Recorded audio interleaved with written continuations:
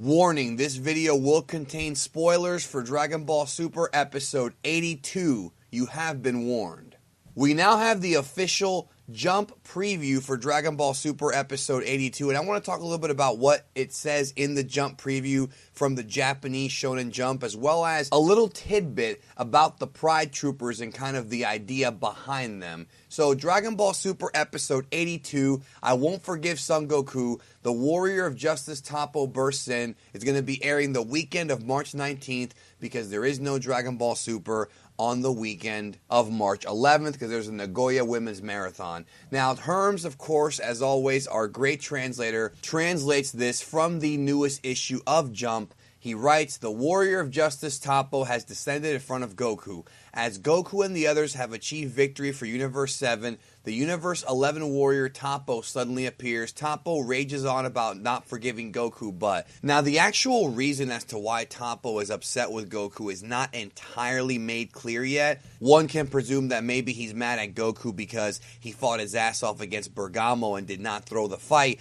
thus changing the story behind the Omni King wanting to blow up the universes. Or maybe he's mad at Goku for even suggesting the tournament, but is that really fair to Goku? Because Goku was told by the Daishinkan he had to fight his ass off, he had to fight legit, he could not throw the fight because, hell, think about this, if Goku did throw that fight and piss off the Omni King may have just blown up the universes anyway. So, in a sense, Goku was kind of stuck between a rock and a hard place. Now, as far as the tournament goes, you have to also remember that the Omni King was already planning on blowing up these universes, and Goku coming in may have actually spared at least one for now, unless there's a big twist at the end. So, at the end of the day, even though Goku's acting a bit reckless with this whole thing, he actually may have been the only chance they have of surviving. It may be possible that the way Goku is with his character, he may convince the Omni King to spare the universes if they give them a great fight.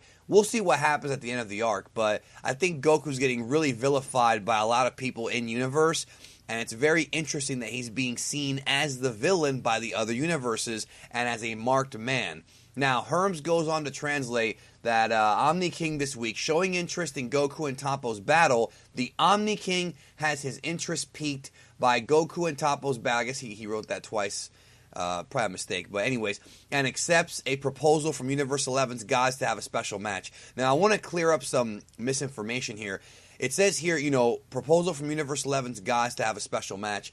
That doesn't mean the gods are going to fight. The special match is Goku and Toppo. It's at the bottom of the little preview thing, but it doesn't mean that it's going to be at the end of the episode. In other words, Toppo challenges Goku, and the gods approve the fight. Because remember, Toppo or Toppo, it's Toppo or Toppo. My apologies if I've been saying it wrong. Toppo, he respects the gods. He really does, and it's one of those things where he's not just going to go in there and recklessly fight without their permission, so it makes sense that they would allow him to fight. This does not mean that the Universe 11 gods are going to fight. I think it's more so that they are allowing this fight to take place. Now, one more thing before I close the video out. I want to talk about Toppo's character and the Pride Troopers. A lot of people have been saying that, Toppo is like the Universe 11 version of the Ginyu Force. And that's not exactly the case, but there are some similarities there. So the idea of having these superheroes or these guys who think they're superheroes acting wacky and goofy with the poses and calling themselves fighters for justice. This is nothing new to Dragon Ball. We've seen it before.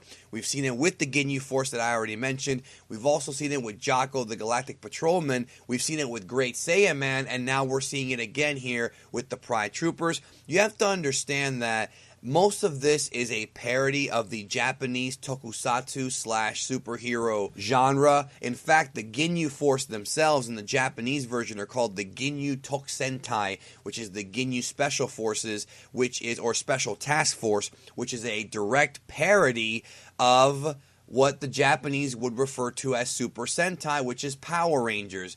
For those who don't know, the idea of the 5 multicolored heroes came from Japan. It's been documented on several websites now. It's not anything new. It was a big secret back in the 90s, but Super Sentai has always been a thing. Also, Sailor Moon does it. The whole thing with posing and, yelling out the name of your move, it's a very Japanese thing. And Jocko did it. Great Saiyaman did it. Some people have said, oh, was Saiyaman influenced by Ginyu? Or was Gohan influenced by Ginyu? Maybe, but the whole joke is that they're making fun of the Japanese superhero genre. Metal Hero, Super Sentai. Hell, there's a Power Rangers movie coming out in a few weeks, so there you go. But this movie is not being produced in Japan. But that's what I got for you today as far as Goku versus Toppo, Dragon Ball Super Episode 82. I hope you guys have a great, great day. Sincerely, I got tons more videos coming out this weekend, including a brand new edition of Dragon Ball In Depth, which is the big series that I have on my channel where I go really, really